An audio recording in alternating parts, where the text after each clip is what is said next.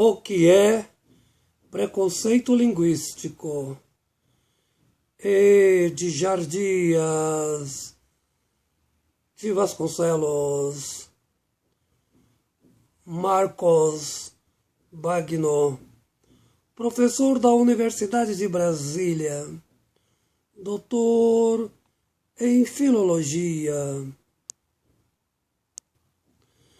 Defende como tese a linguagem fundamenta-se na ideologização da cognição, com propósitos políticos, objetivando a dominação econômica. Formula-se o argumento, a gramática faz recorrência à mitologia do preconceito linguístico, como se a fala não fosse resultada de convencionalidades políticas como produto da dominação das classes sociais. Deste modo, o autor enumera as causas e os argumentos da existência do preconceito, sintetizado em mitos. O primeiro mito, o uso da linguagem no que é certo ou errado, pois na linguagem não existe o certo ou o errado, apenas o acordado ideologicamente. A segunda questão, a definição tradicionalista de erro no nível da ideologização, o que deve ser em consonância com a linguística convencionada. O terceiro aspecto, ignorar as proposições quando são perfeitamente inteligíveis, decodificáveis, interpretáveis e, com efeito, aceitáveis. O quarto aspecto mitológico, a definição das proposições como erros ortográficos por não estarem sintonizadas com as normas gramaticais. O preconceito linguístico existe em função da linguagem supostamente inadequada, fazer parte do mundo dos trabalhadores inferiorizados no mundo político e econômico. Deste modo, a imagem negativa da linguagem, o nascimento do preconceito, como representação da fala do pobre, como se a pobreza fosse o resultado da própria linguagem e não das relações sociais. Portanto, falar a linguagem do pobre significa passar a imagem do fracassado economicamente, motivo pelo qual a linguagem correta é a fala da classe dominante, o surgimento do preconceito linguístico. O autor analisa o círculo vicioso do preconceito linguístico, explicando e refutando como ideologia política do mundo econômico. O importante é o indivíduo desenvolver o seu modo linguístico sem os preconceitos gramaticais. Fundamental saber pensar certo, pois a gramática não tem fundamento científico, tão somente ideologização cognitiva.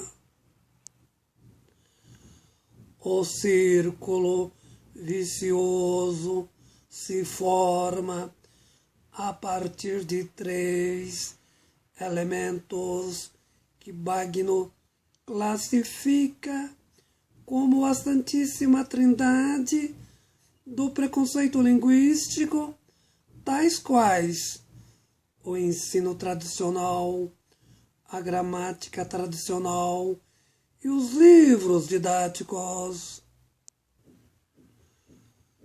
O ciclo vicioso, deste modo, se define em defesa da gramática normativa que fundamenta a prática de ensino. Assim sendo, possibilita o nascimento da indústria do livro didático, quando os professores recorrem à gramática normativa como fonte de preconceito da linguagem. O ciclo vicioso ainda apresenta um quarto fundamento favorecendo o comando gramatical,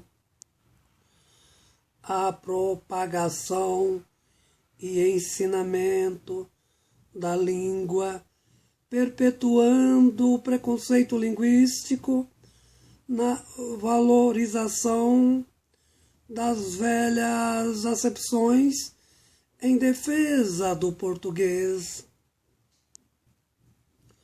Marcos Bagno propõe a desconstrução do preconceito linguístico, rompendo com o preconceito cognitivo, destruindo as mitologias linguísticas idealizadas na linguagem ideológica supostamente culta, desconstruindo o princípio excludente que determina o preconceito da linguagem, justificando que o preconceito linguístico fundamenta-se em questões de ordem política, econômica e sociocultural, jamais pela própria gramática,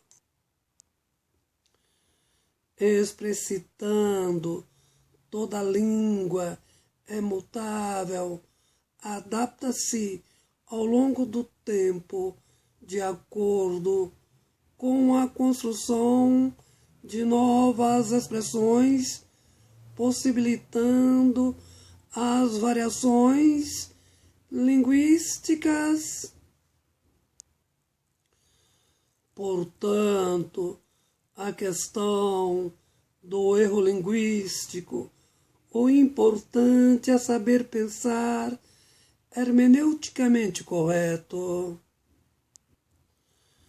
Todavia, para o autor é necessário encontrar o equilíbrio entre a adequação e aceitação da linguística. Em relação à ortografia, à valorização do conteúdo linguístico em detrimento do eu. Importante ressaltar, o professor só reconhecerá o preconceito linguístico quando entender que a gramática é uma construção cultural ideológica, que não existe nenhum fundamento exegético para determinar que uma linguagem seja correta e a outra errada, motivo pelo qual é inteiramente possível a superação da gramática tradicional e de Jardim de Vasconcelos.